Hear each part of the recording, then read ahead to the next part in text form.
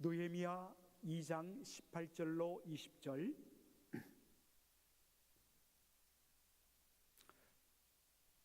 자, 저와 여러분이 한 목소리로 18절부터 20절까지 읽겠습니다. 시작.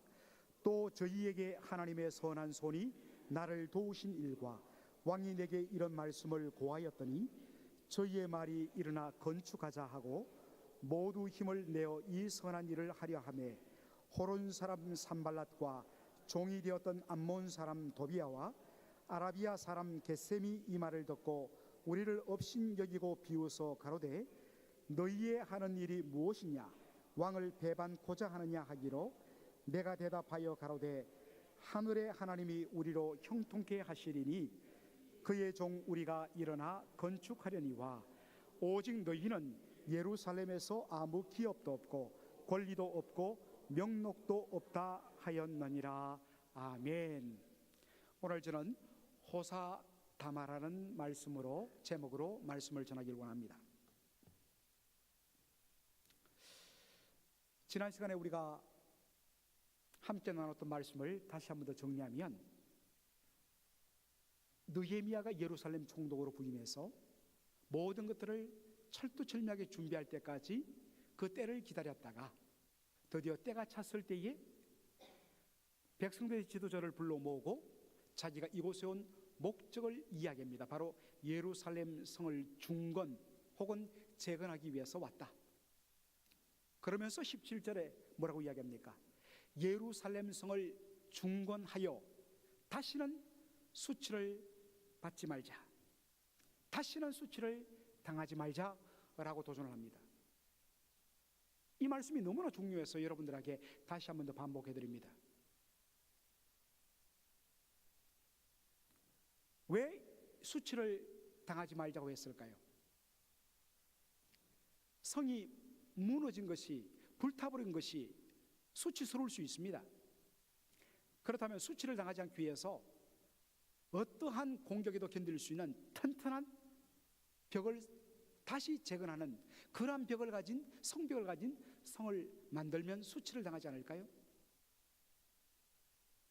그것은 느헤미야가 한 말의 의도가 아니었습니다.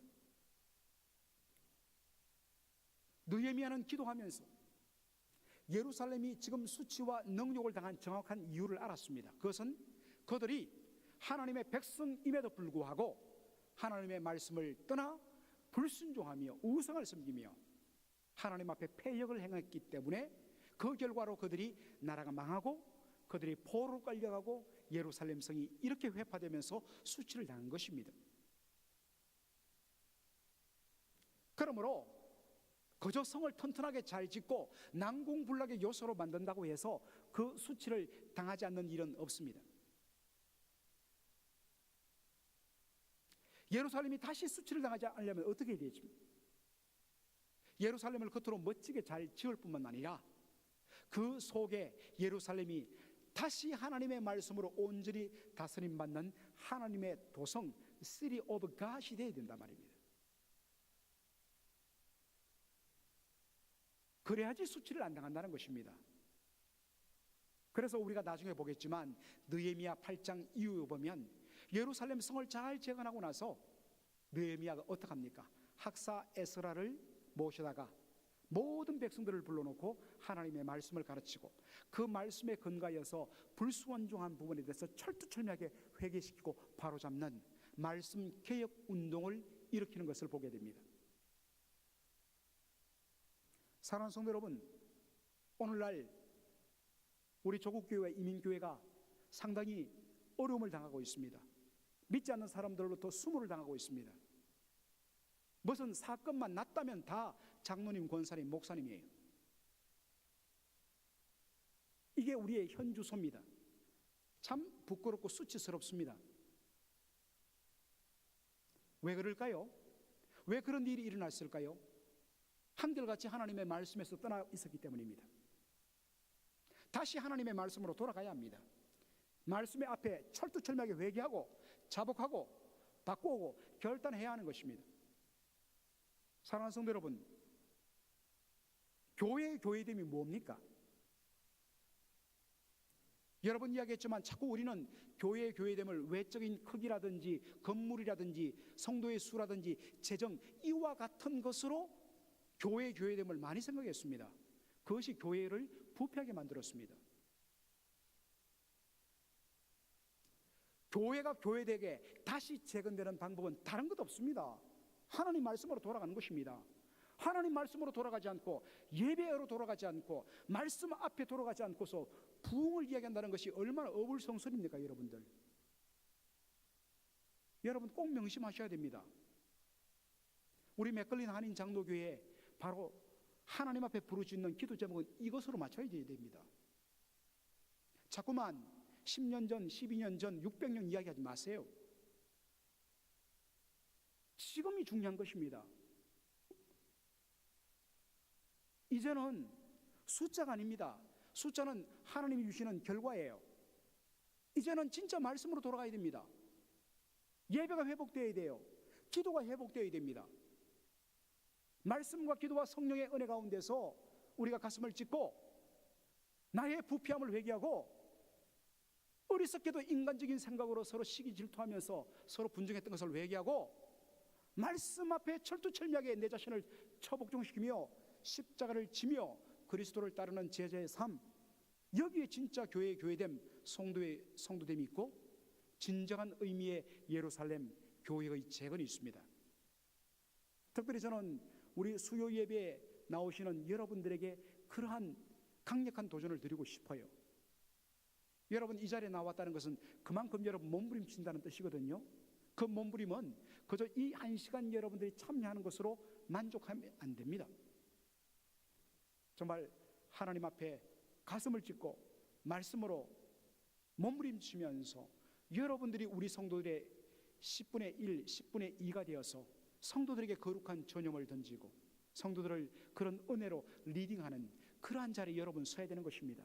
여러분이 느헤미야의 심정 안 되면 목사인 저 혼자 몸부림치는 것으로는 불가능합니다. 여러분, 그런 의미에서 제가 여러분에게 강력하게 도전드립니다.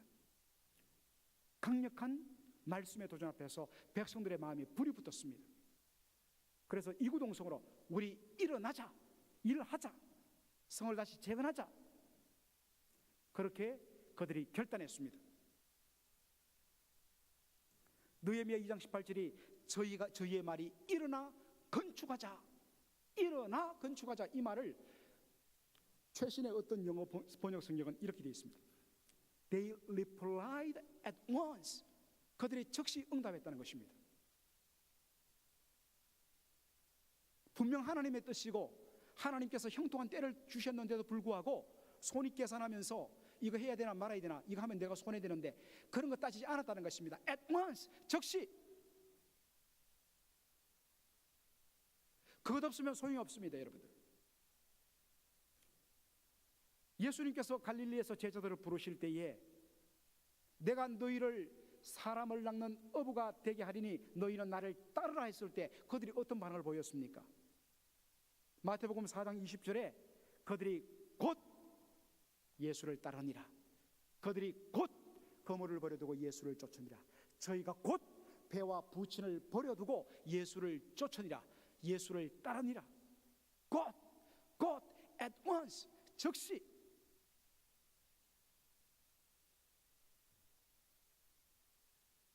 그들은 부르짖음에 민기적거리지 않았습니다. 예수님 말씀하십니다. 누가복음 9장 62절에 예수님 말씀하시죠. 쟁기를 손에 잡고 뒤를 돌아보는 자는 하나님 나라에 합당치 아니하다 말씀하셨습니다. 시골에서 자라신 분들은 이 말씀의 의미를 얼핏 아실 것입니다. 쟁기를 잡고서, 소가 끄는 쟁기를 뒤에 잡고서 앞을 바라보면서 그렇게 가야지 정확하게 반듯하게 이 골이 생깁니다. 거기다 곡식을 심습니다. 그런데 만일 딴짓하면서 뒤를 보면서 그렇게 쟁기를 잡으면 나중에 가보면 어떡합니까? 이리 비틀 저리 비틀, 이리 비틀 저리 비틀, 그렇게 밭 고랑이 엉망진창이 됩니다.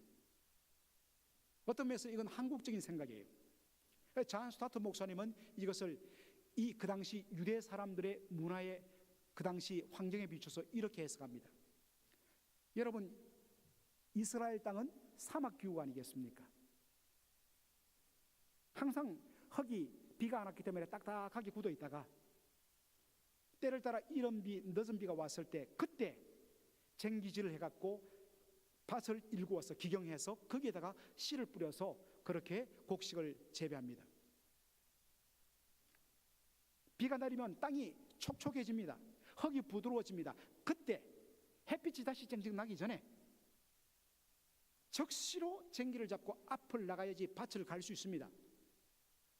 그런데 이리 민기적 저리 민기적, 이리 미루고 저리 미루는 사이에 비는 그치고 금방 햇빛이 쨍쨍 나버리면 사막기후에서는 삽시간에 수증기가 되어서 다 증발해버리고 흙이 딱딱하게 굳어진다는 것입니다. 그러면 제대로 쟁기질을 할 수 없고 기경을 할 수 없다는 거예요. 참 맥센스 하지요. 이렇게 보든 저렇게 보든 바로 타이밍이 있다는 것입니다. 때가 있다는 것입니다. 그 때를 놓치면 안 된다는 것입니다. 지금은 어떤 때인가? 쟁기를 잡고 앞으로 나가야 할 때라는 것입니다. 뒤돌아보면 안 된다는 것입니다. 사랑하는 성도 여러분, 레졸루션, 결단은 언제입니까? 언제 결단합니까? 모든 것이 다 주어지고 이렇게 다 쟀을 때 그렇게 결단하는 것보다는 때로는 손해도 있을 수 있고 때로는 위험 요소도 있을 수 있지만 이때가 아니면 안 된다는 생각 때문에 손해를 감수하고 결단하는 것입니다. 너희는 나를 따르라, 내가 너희를 사람 남는 어부가 되게 하리라 했을 때에 그들이 예수님의 말씀이 곧, 즉시, at once 그물을 버려두고 배를 버려두고 아버지를 뒤로 한 채 그들이 예수님을 따라가는 모습을 보게 됩니다. 굉장히 중요한 결단입니다. 사랑하는 성도 여러분, 모든 것에서는 때가 있습니다. 고린도후서 6장 2절에 보라, 지금은 은혜 받을 만한 때요라고 이야기하고 있습니다. 하나님께서 은혜 받을 만한 때를 통해서 은혜를 베푸실 때에 받아야 합니다. 문이 닫기 전에 받아야 합니다. 어떤 의미에서는 이제는 마지막 찬스입니다. 그렇다면 놓치지 말아야 됩니다. 매달려야 합니다. 지금은 매달릴 때예요. 지금은 몸부림칠 때예요. 여러분, 여기에 때란 이 말, 보라 지금은 은혜 받을 만한 때요 했을 때 이 때란 말을 여러분 많이 헬라어로 들으셨을 거예요. 카이로스란 말입니다. 이 카이로스란 것은 특정한 타이밍을 말해요. 원래 이 카이로스란 말은 바로 고대 그리스 신화에 나오는 신의 이름입니다. 이 카이로스란 신의 모습이 독특합니다. 앞쪽으로는 장발입니다. 머리가 더북해요. 머리가 막 이렇게 내려왔습니다. 그런데 그의 뒷모습은 머리가 하나도 없어요. 카이로스란 시간의 신이 앞을 지나가는데 보니까 머리 치렁치렁해요. 아이고 뭐 앞에 머리가 가득한 걸 보니까 이 사람 잠시 놓쳐도 뒤에 잡으면 되겠지 싶어서 그 사람이 획 가는데 뒤를 보니까 어떻습니까? 머리가 하나도 없어요. 놓쳐버렸다는 것이죠. 때가 있다는 것입니다. 여러분, 놓치면 안 됩니다. 하나님의 말씀에 강한 결단이 있고 강한 도전이 있을 때, 그리고 그것이 하나님께서 지금 역사하신다는 것을 봤을 때 여러분 일어서야 합니다. 결단해야 합니다. 머뭇거리면 안 됩니다.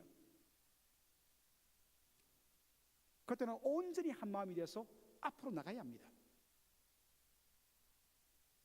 그런데 여러분, 오늘 설교 제목이 호사다마라고 그랬습니다. 좋은 일에는 꼭 나쁜 것들, 악한 일들도 많다는 것입니다. 느헤미야 2장 18절에 모두가 힘을 내어서 이 선한 일을 하려 하매, 선한 일이에요. 하나님의 뜻에 합한 일입니다. 하나님 기뻐하시는 일입니다. 그런데 어떤 일이 납니까? 19절 보십시오.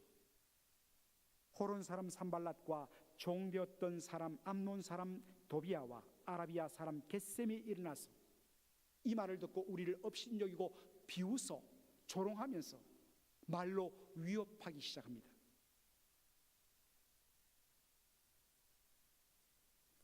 사랑하는 성도 여러분, 참 우리가 그런 일을 많이 겪죠.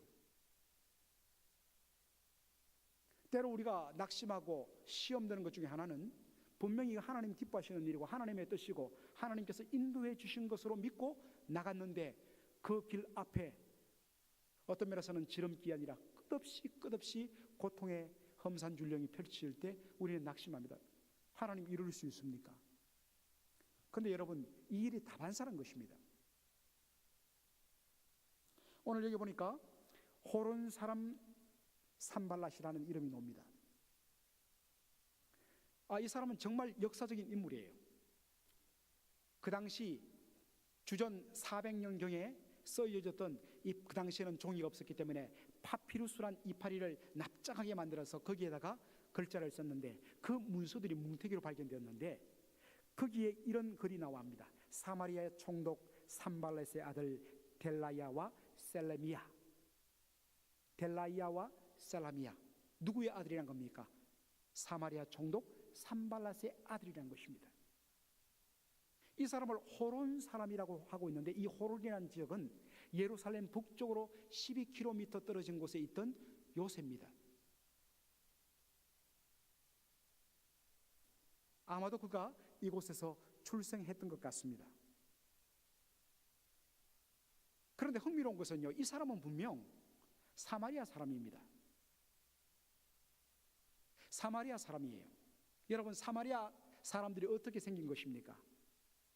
북왕국 이스라엘이 무너지고 북왕국 이스라엘을 패망시킨 아수르의 대왕이 이스라엘 백성들의 상당수를 포로로 끌고 각 나라로 흩어버리고 그리고 여러 나라 이방 족속들을 바로 사마리아 지역으로 보내갖고 거기에서 살면서 함께 결혼해갖고 혼혈민족을 만들어버렸습니다. 그 결과 그들의 종교가 혼합 종교가 되었습니다. 제가 그 산발랏의 아들 두 아들 이름을 델라이아와 셀레미야라고 했는데 여러분들 구약성에서 예레미야, 이사야 하면 야가 붙은 것은요 여호와란 이름을 뜻합니다. 여호와 하나님의 이름으로 아들의 이름을 지었습니다. 이상하다. 이 사람은 사마리아 사람인데 어떻게 여호와의 이름으로 아들의 이름을 지을 수 있지? 여러분, 사마리아 사람들의 특징이 무엇이라고요? 혼합 종교를 섬기는 사람들입니다.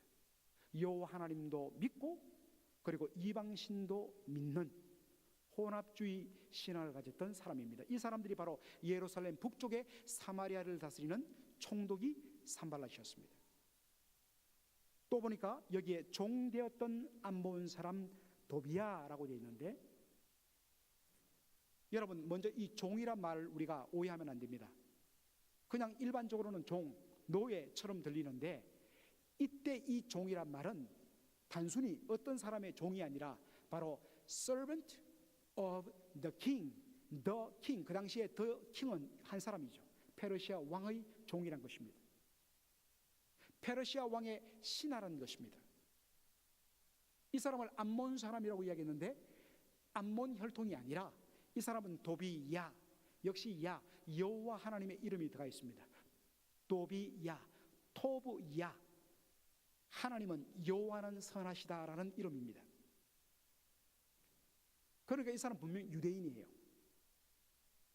그런데 이 사람이 바로 페르시아 왕에 의해서 암몬 지역의 총독으로 지금 파견받았다는 것입니다. 오늘날의 요르단 왕국. 이것은 바로 요단강 건너편에 있는 동쪽 지역을 관장하던 사람이었습니다. 그리고 한 사람도 아라비아 사람 겟셈이라고 나옵니다. 느헤미야 6장 6절에 보면 가스무라고 이름이 나오기도 하는데 같은 사람입니다. 이 겟셈은 아라비아의 총독이라고 그랬습니다. 그 당시 아라비아란 것은요 바로 예루살렘 남쪽 광야 지대로부터 시작해서 저 홍해를 거쳐서 오늘날의 아라비아 땅 전체를 다 일컫는 말이 아라비아였습니다. 그 당시 이 아라비아는 유향과 몰약을 아주 독점 무역하던 그런 곳이었습니다. 막대한 부를 차지했습니다. 그러니까 오늘 말씀을 보면 느헤미야를 향해서 공격하며 위협하며 조롱하던 인물, 산발랏은 사마리아 예루살렘 북쪽에, 암본 사람 도비아는 바로 강 건너편 요단강 동편 지역에, 그리고 아라비아 사람 게셈은 예루살렘 남방 남쪽에 그렇게 위치하고 있었습니다. 한마디로 완전히 뺑 둘러서서 호시탐탐 느헤미야가 일으키는 이 예루살렘 중건을 방해하려고 했습니다.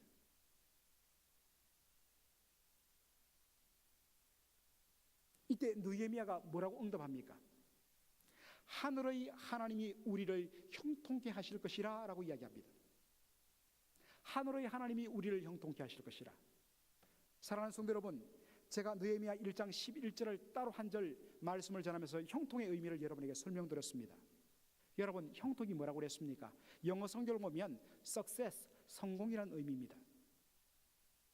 모든 것이 잘 된다는 의미입니다.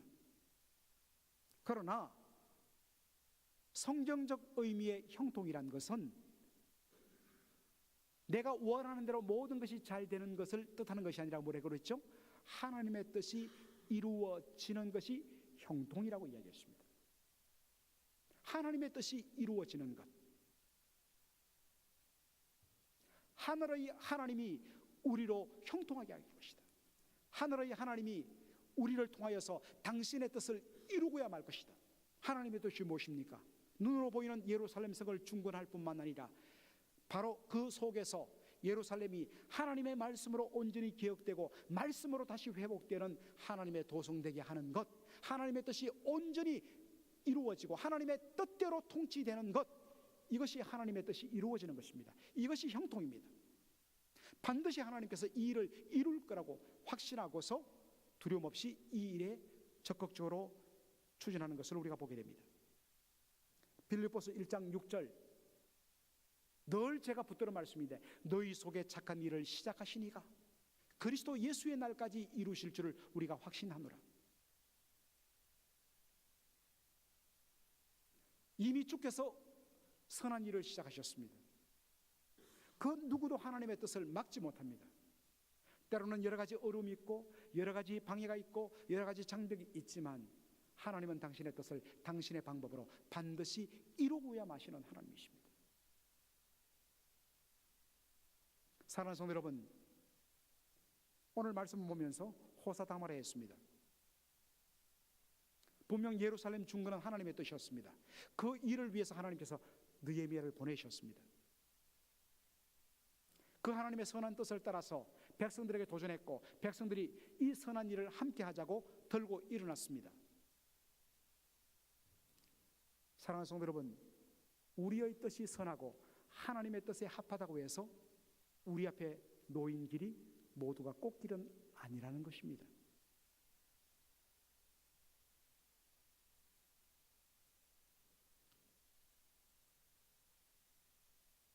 마가복음 5장에 예수님께서 제자들에게 이야기하십니다.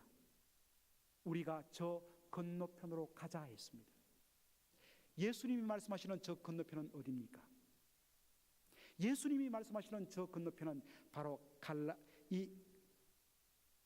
갈릴리 바다의 갈릴리 호수의 바로 동편을 말합니다. 그 동편 땅 이름이 데가볼리입니다. 데가란 것은 10개를 뜻하고 볼리란 것은 폴리스, 도시를 말합니다. 10개의 조그만 도시를 가리키는 말이 데가볼리입니다. 갈릴리 동편에 있는 10개의 도시 데가볼리는 어떤 땅입니까? 바로 그 당시 유대인들이 개보다 더 저급하게 취급했던, 저주받은 인생이라 취급했던 이방인들이 살고 있던 곳이었습니다.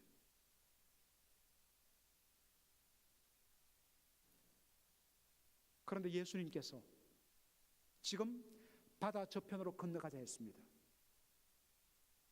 바로 이 놀라운 구원의 복음을 혈통적으로 아브라함의 후손인 유대인들 뿐만 아니라 그들이 개처럼 취급하는 저 이방인들에게도 복음의 빛을 비추고 그들이 주께로 돌아와 하나님의 자녀가 되기를 기뻐하시는 아버지의 뜻을 이루시기 위해서 예수님께서 저편으로 건너가자 했습니다. 그런데 여러분, 예수님께서 타고 가신 배 앞에 어떤 일이 벌어졌습니까? 하나님의 뜻을 따라서 영혼들을 구원하기 위해서 저 건너편으로 건너가는 예수님의 앞에 풍랑이 일다가 예수님의 배가 지나가니까 풍랑이 잠잠해지고 물길이 쫙 열렸습니까?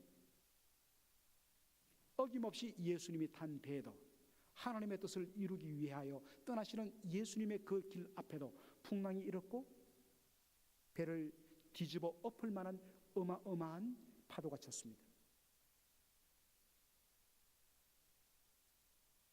사랑하는 성도 여러분, 우리 앞에 나타난 여러 가지 어려움과 여러 가지 방해와 여러 가지 불편한 사실 때문에 나를 향한 하나님의 선한 뜻을 의심해서는 여러분 안 됩니다.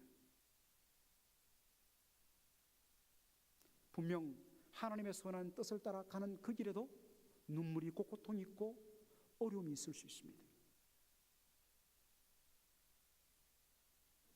그러나 변함없는 또 한 사실이 있습니다. 그것은 하나님의 사명을 위해서, 하나님의 뜻을 위해서, 하나님의 선하심을 위해서 그 길을 걷는 바로 하나님의 백성의 그 자리에 여호와 하나님께서 임마누엘 함께 하신다는 사실입니다. 그리고 마침내 심지어는 우리가 약해서 우리가 넘어지고 쓰러지고 흔들릴지라도 우리를 통하여 이루시고자 하시는 하나님의 뜻은 반드시 이루어지고 만다는 것입니다. 그래서 온전히 하나님 한 분만이 영광을 받으기를 원하십니다. 사랑하는 성도 여러분, 오늘 이 말씀을 마무리하면서 도전을 합니다. 여러분, 어느 편에 서실 것입니까?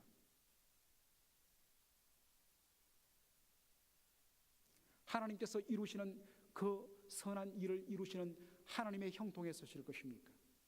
때로는 눈물과 고통과 어려움과 비방이 있을지라도 하나님이 나와 함께 하심을 믿고 하나님의 선한 뜻을 이루기 위하여서